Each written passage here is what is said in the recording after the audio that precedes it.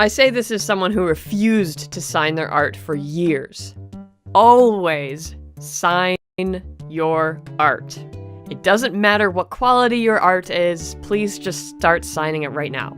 There are a couple reasons for this. One, your art will be taken by other people, shared around, placed in search results, used in ways you might never imagine, and uploaded to repost accounts without your permission, especially if it's fan art. A signature makes it possible to find you, the original source.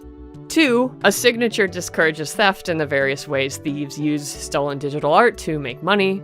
And 3, whether you like it or not, and whether or not it's illegal, your art will be used to train AI tools. It matters that if those AI databases are cracked open for whatever reason, the images inside are clearly marked as belonging to an actual person.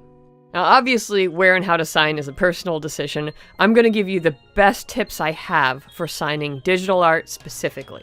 Because you have zero control over what people do with any image you post online, the most important thing about your art signature is that it is trackable. And what I mean by that is people can read it, type it into a search, and reasonably find you, your account, your art gallery, whatever.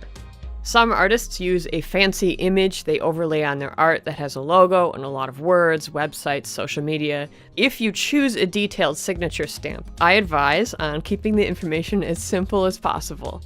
Digital art will live online for decades. So if your website isn't going to be around long, or if you change your social media handles a lot, or if you think Twitter might implode tomorrow, then only put on your signature what you believe will stay the same for years. If you're like me, and prefer a signature that isn't necessarily readable, then I suggest adding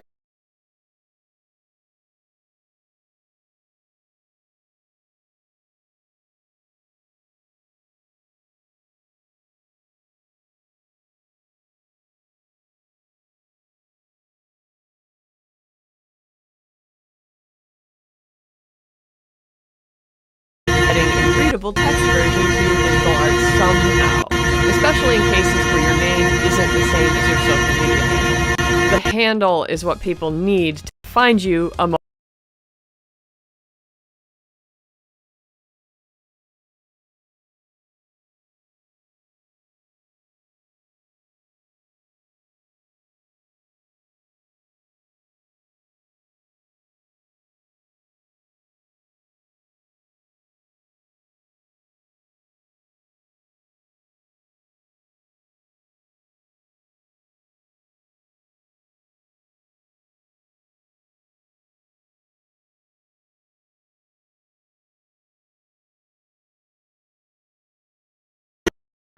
$1,000 other places. Now let's discuss the placement of the signature. This affects how easy it is to steal your art. The signature on any part of the canvas that's easily cropped out, colored over, or pattern stamped provides the least amount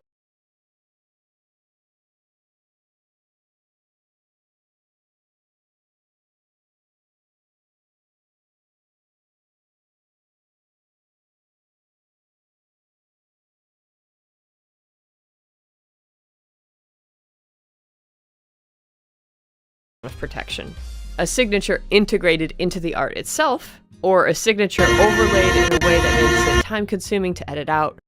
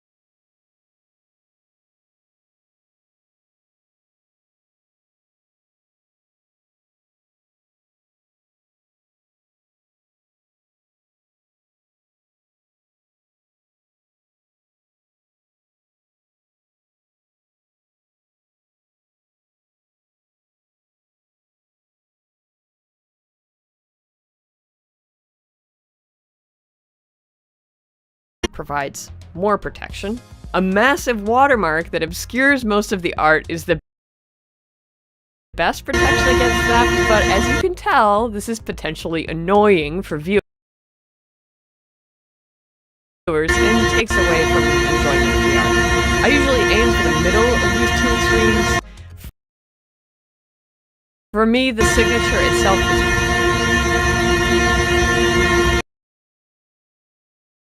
obtrusive. Sometimes, though, for certain digital art that is stolen a lot, like tattoo designs, I make the watermark super annoying. Speaking of watermarks, though, depending on the type of digital art you do, if your signature doesn't rest on top of all the elements you want to protect, throw in a watermark. Post the marked version to social media and give the unmarked original to your customer.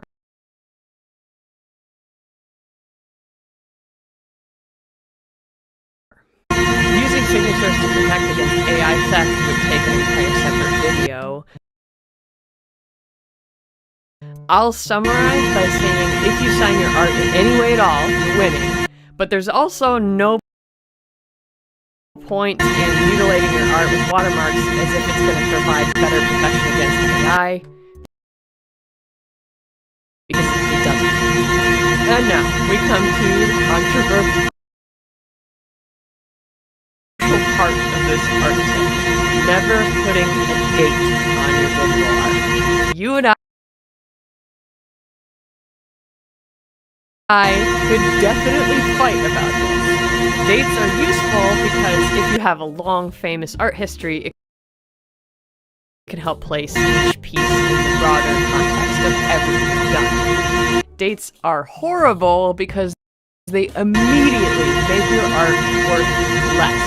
It's no secret that art gallery customers are less likely to buy something with an outdated signature on the front. In a digital age, anything other than the current year on a piece makes it look ancient. My professional recommendation is to keep track of the date some other way, not directly on the art itself. Put a date in the file name, the metadata, or sort it into a folder, and keep an inventory spreadsheet with all the details.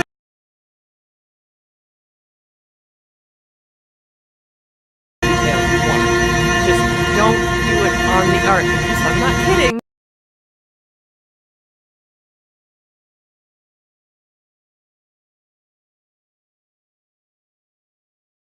It devalues it, introduces age bias, like, oh my gosh, 2014?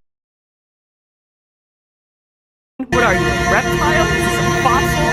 Feel free to totally ignore me on this. You might have important reasons for displaying dates on your work, or you might simply like the aesthetic. Both sides of the date argument are legit, but I'm a person who sells art living, so no dates for me, thanks. But I'm kind of curious about this. Do you like putting a date on your art or not? Let me know in the comments.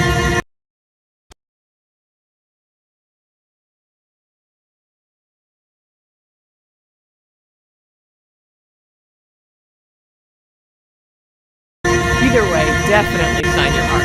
And for more uncommon digital art tips,